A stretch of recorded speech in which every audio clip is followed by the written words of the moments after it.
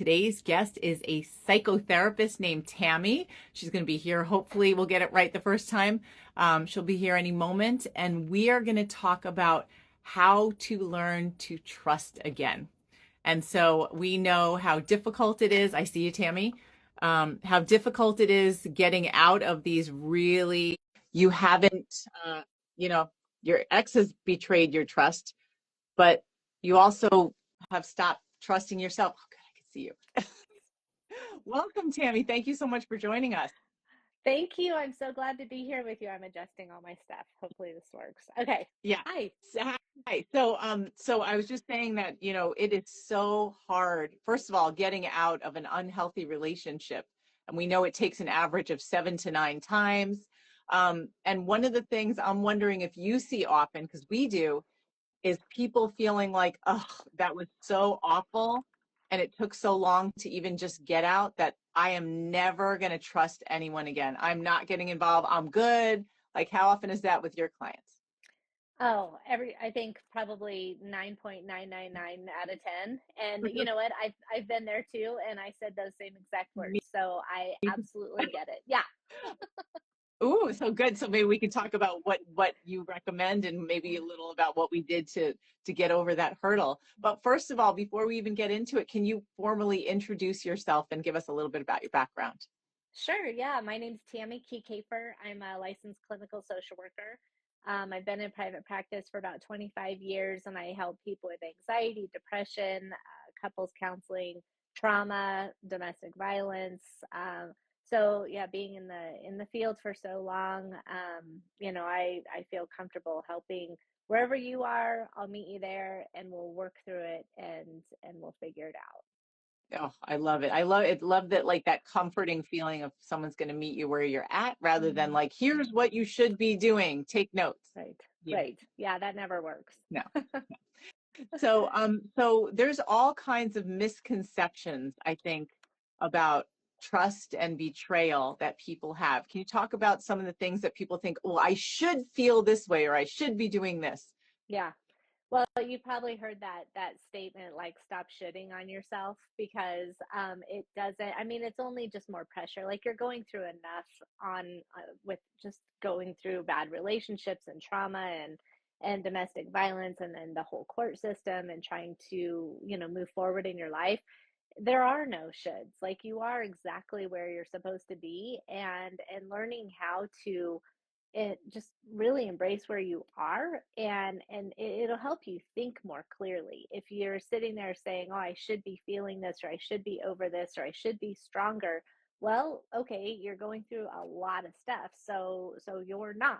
So now you need to calm yourself down and get strategic, and start thinking about what is it that you need to do, what are your first steps, and really not take biting off more than you can chew it at a time, and getting support like with what you guys are doing to help people. Yeah, yeah, and I think it is important to just say like what you said, you're not. So instead of I should, but you're not.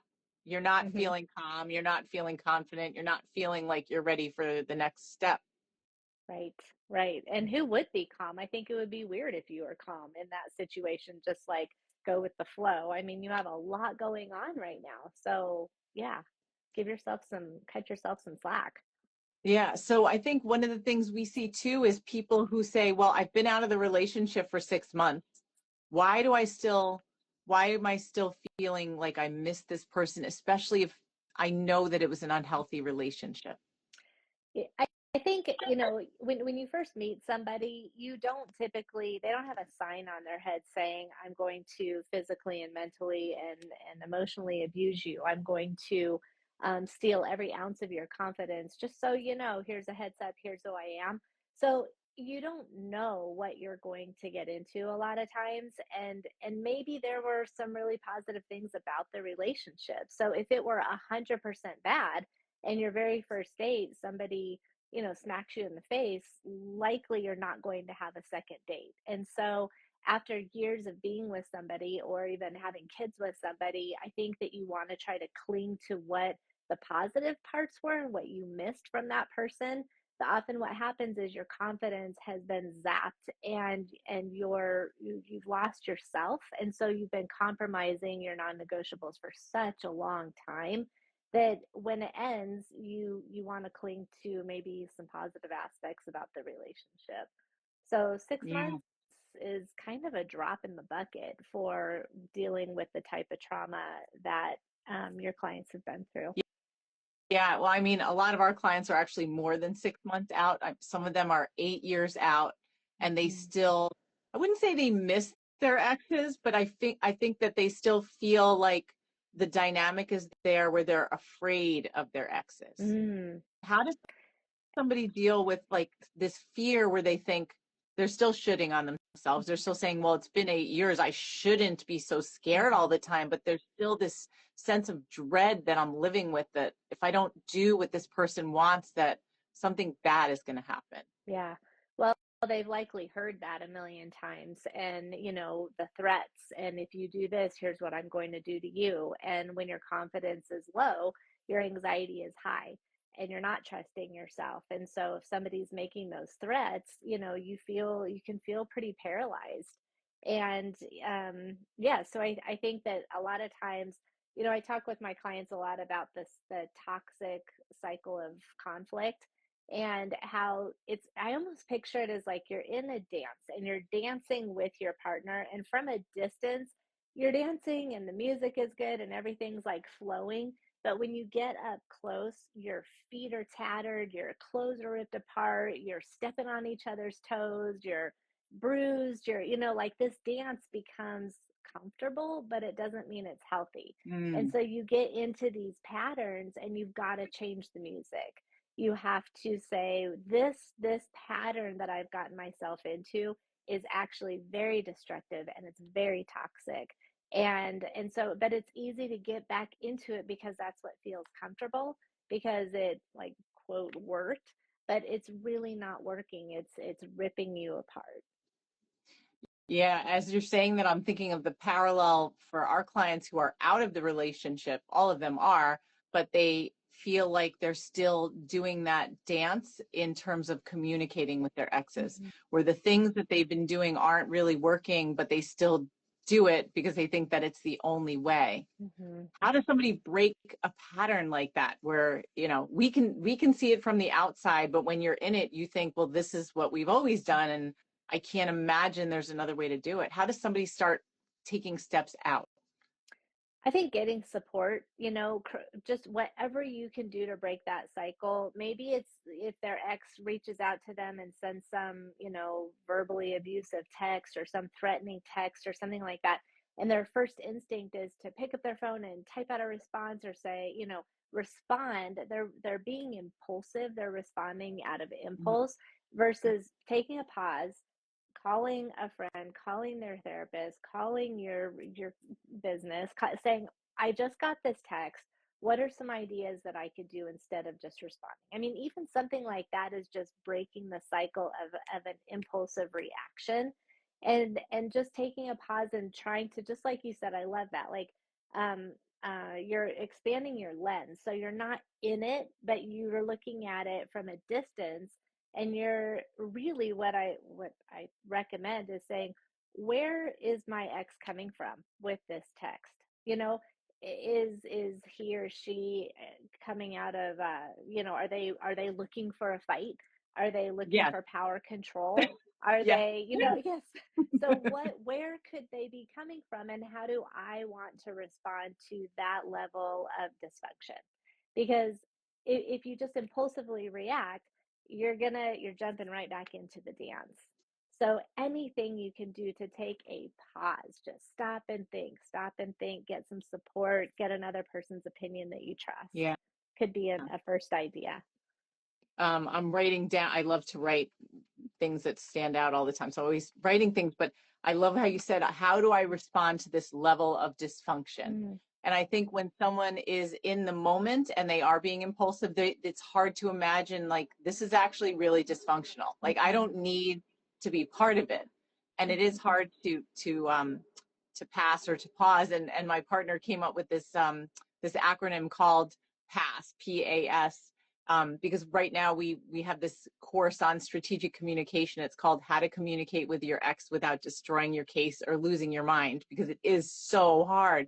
Yeah. But PASS stands for, the P stands for pause, the Mm-hmm. A stands for analyze, and the S stands for strategize. So it's like you need to pause before you do anything. Yeah. And like you said, analyze, like, this is what level of dysfunction, not is it dysfunctional, what level of dysfunction is this? And then the strategize is like, how do I respond, and do I even need to respond? Mm-hmm. And I mean, you can think about it. What were my past experiences when I dipped my toe in that dysfunction last time? What happened? Mm-hmm. Do I want to repeat that? Am I thinking things are going to be different? Because I guarantee you they're not going to be different. If someone is not taking ownership for their own behavior, they are not going to change. I promise you that 100% of the time. And I don't make promises, but if someone's not taking ownership, they're not going to change. So if you want to dip your toe in that, you can do an experiment. It's like a science experiment, but you're going to have the same result. So, what are some things that you can do to avoid dipping your toe in that dysfunction again? Yeah, yeah. So I think a lot of that too is that we came back to the issue of trust. Is I feel like I want to respond, but I don't trust myself because I don't know what I'm doing. So what are some things that people can do to start learning to trust themselves and others, or should you trust certain people more than others? Mm-hmm. Well, I think that trust is a tough one. We learn basic trust. I really I'm a fan of the attachment theory.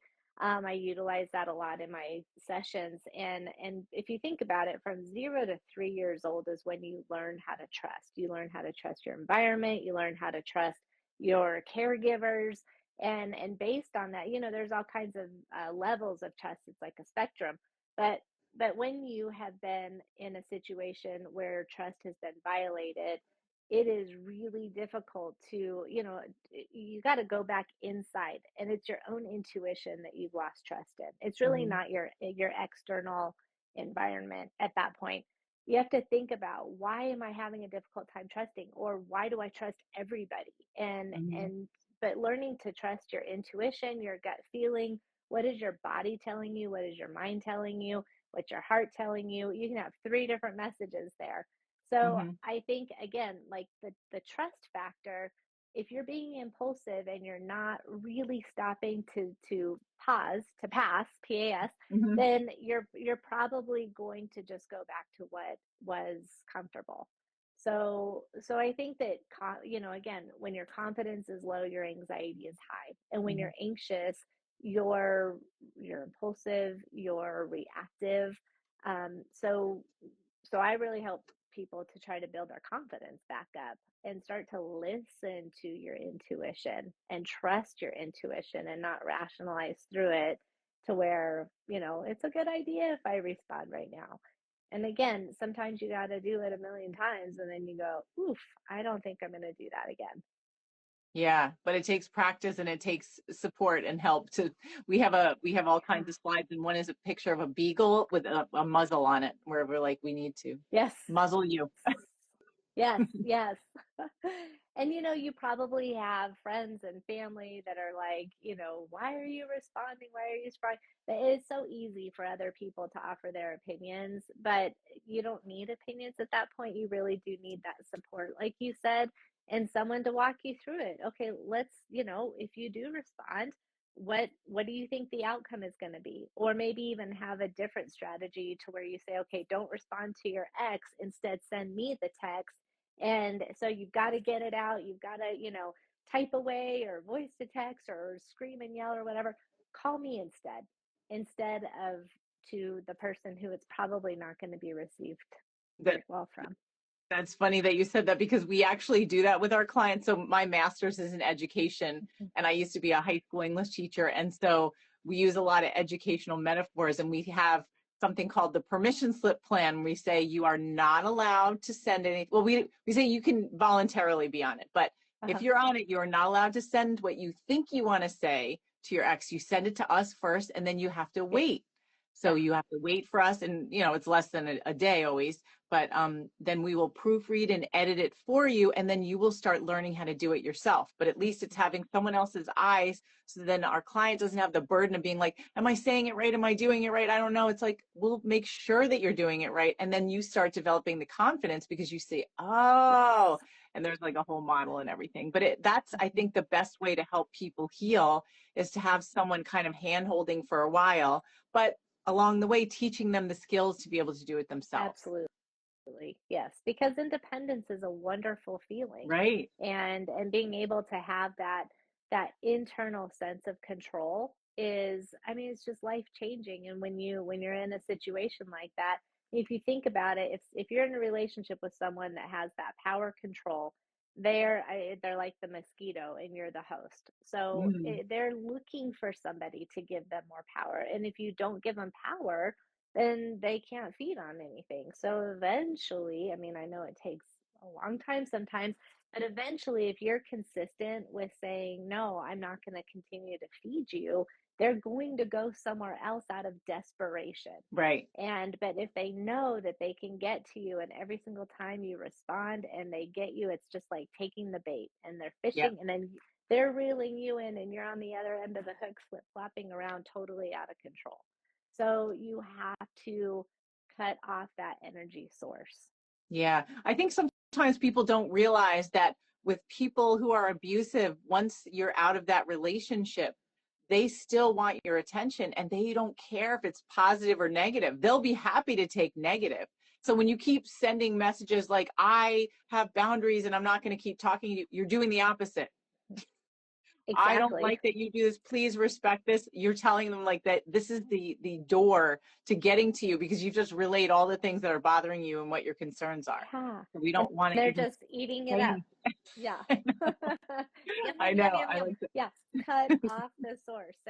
And a lot of times, I mean, this could be a generalization, but a lot of times people who are requiring this power control over other people are typically in that narcissistic type of personality. And Mhm. I think the worst thing that you can do to someone who's narcissistic is to ignore them, you know? And it just, I mean, it's they, and again, I want to be very, very clear on this. You have to stay safe. So, there's that period of time that when you're ignoring and you're saying, I'm not going to be your energy source, they will continue to up the ante. And you've got to be careful because sometimes those situations can be very dangerous. Yeah. And and people go to great lengths when they're in a scarcity mentality. So I think that someone who is very narcissistic, requiring that power control over other people, they're putting themselves into a scarcity mentality. Well, you got to be careful. So be smart, have your supports, have your plans. Safety first, 100%. Yeah. Yeah. That's so interesting about the scarcity mentality. I haven't heard that term before, but it makes me think of sometimes our clients will send us messages. They'll say, look at these screenshots, like their ex will have sent about 20 messages in a row because it's probably, they're not getting that answer. And we always say, because we are focused on the legal aspects of getting people through this, you can't just ignore someone when you're co-parenting with them, but the communication has to be very Mm-hmm. strategic. You have to be very conscious of your tone and the messages that you send, and how they will be interpreted, because we always think that you're not just writing to your ex, you're writing for that invisible audience. So there has to be a balance between those two things. And I found, I don't know where you are, in Colorado, there's something called Talking Parents. Oh Maybe yeah. it's national. I'm not sure. Yeah. Yeah, it's So national. sometimes, It's one of yeah, the okay. apps. Yeah, yeah. Yeah. So if that's the way that you have to communicate, so there's probably a third party who's going to read all of this. I think that accountability, I mean, if you're dealing with someone who's definitely in that like narcissistic, sociopathic type, frame of mind, consequence management is where they are. It's not doing something that's right. It's not let me take care of you. It's more so I don't want to get caught. Because Hmm. if I get caught, I'm gonna have a consequence. So if you can put yourself in a situation where there's some support right there, and then it's in writing, and then you have a third person, And some people still are unable to find that internal discipline too, but then there's consequences, and then there's consequence management. Yeah, yeah, definitely. We always talk about even when putting together parenting plans to make sure there's enforcement language with deadlines and consequences. Mm-hmm. Otherwise, it's a free for all. Bingo. Yeah. Yeah. Mm-hmm. So, Tami, can you talk a little bit about your book? And you mentioned a couple of things that I think might be really helpful for this audience. Sure, absolutely. I've written two books. One is called Preparing for the Jungle, Avoiding Snakes and Pitfalls on the Path to Healthy Love. and and I've lived both of my books. So I am, and my other one is called From Chaos to Calm, a 6-step strategy to break through anxiety. So I think preparing for the jungle, you have to figure out who you are and how you're going forward in your life, no matter what relationship you're in or out of. How you show up out in the world are the types of relationships that you're going to cultivate. And so I start out with helping people understand their family roles, of how they grew up and the roles that they fell into based on your family dynamics. And then I go into attachment theory and what was your attachment style growing up, and not just how you attach, but what was going on with your caregiver. And because that's the person who is helping you learn how to trust. And then learning how you learned how to communicate. When I'm working with couples, I can always tell if a couple is going to work or if they're not going to work based on their conflict management styles. And Hmm. because there's no perfect relationship, so you've got to learn how to manage conflict. And then I get into how fear can really run your relationships, how fear can run your life, fear of rejection, fear of abandonment, and how people respond when they're in that fear space. So Hmm. kind of going back to, a very abusive partner, they're operating from a huge sense of fear. Like those are probably the most fragile people. You don't realize it because they're That's coming so out swinging. interesting. Oh, it's fascinating. Yeah. I know. I draw from that often because they're very, very scared. But until you get into that vulnerable space and allow yourself to understand the fear that's driving your external behaviors, you just continue to operate with defense mechanisms and anger, manipulation, sarcasm, shutting down, whatever that power control can look like. And we all do it. Like I've been in that space also, and I always have to stop and ask myself, like, God, Tammy, what is going on with you? What's this fear thing going on? And I guarantee you can point yourself to something internally that's going on. But when you can look at it like that with this fear mentality, as what's going on with my ex, then it kind of like all of a sudden it's not personal. It's Hmm. very much more something that they are dealing with, and you happen to be the person in their line of sight. You happen to be the target person. Yeah. But as long as you're personalizing all their behaviors, your own defense mechanisms are going to pop up, and then you're going to be reactive. So I think Yeah. that's another way to just kind of create that space and that boundary. um but yeah, so basically that book is about how, like, understanding your why. Why are you doing the things that you're doing? Why are you attracted to the types of people that you're attracted to? I help you come up with your non-negotiables and recognizing red flags. And so I think that when you've done the work, any flavor of abusive behavior that pops up, it hits you in the face. I mean, sorry for the pun, but it will. It's like you just ran into a freight train, and you recognize it immediately instead of justifying and making excuses for it. You see that thing coming and you're like, nope, I'm not even going there, like that, absolutely not. And yeah, so sorry, I'm kind of talking a lot. I think going back to the part where originally when you started out saying I'm never going to get into another relationship, Hmm. that's the protection part. That's your own defense mechanism saying there's no way that I'm ever going to get into another relationship. But I want to tell you and your listeners, and I lived it myself, when you work through your stuff, you trust yourself so much more, and you I think that energy attracts energy. And so when you are confident and you're stable and you know what you want and you know what your non-negotiables are and you've got healthy boundaries, you're going to attract somebody who's also done the work. But if you haven't done the work, you're going to attract someone who is needing something from you. So you kind of get yourself into the same relationship. So that's kind of what I help people avoid doing. Oh, wow. Perfect. I mean, really, really helpful for people in this community, especially because we don't want to end up in another one of those relationships again. Yeah. Yeah. And you do. I mean, you're attracted to certain people for a reason. And I think that when you look at it like I deserve to be happy and I'm happy, I'm good with Mhm. myself, and a relationship becomes a bonus in your life. It's not something that you need in your life. It's something that's going to add to what you already have. Yeah. Yeah. So, Tami, how can people find you? And are your books on Amazon or somewhere else? Yep, they're on Amazon, or I can sign them and mail them out to you.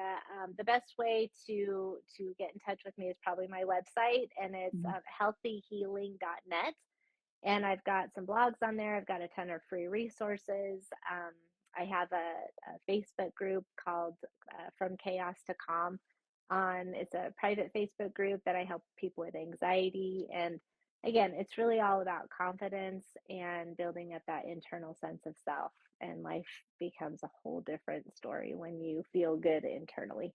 It really does. Speaking from the other side, my Yeah, partner and I, who's actually the male half of Been There Got Out, this month we're celebrating our 10-year anniversary, and I never thought I would get in another relationship. yeah. Agreed. Fortunately, I had to live the book until I figured my own stuff out, but I'm married. I'm probably in the most healthy relationship I've been in. And I'm showing up differently. It's not about, my exes and what they did and whatever. It's what I had to learn. And I think that when you take the reins of your own life, you do show up differently. And and yeah, so it can happen, but you have to do the work. It I know. doesn't miraculously just all come Right. together. It's tough. And it's not easy and it's not short. Yeah, I'm still learning. Yeah. Not to say I don't have a perfect relationship and show up with amazing conflict management skills, because I don't. We're Yeah. always learning. Yeah, that's Yeah. true. Well, thank you so much for coming on and sharing all this with our audience today. Yes, thank you so much, and keep doing that great work. I know people really appreciate everything that you're doing. Thank you. All right, let's stay in touch. Okay, Bye. thanks. Bye.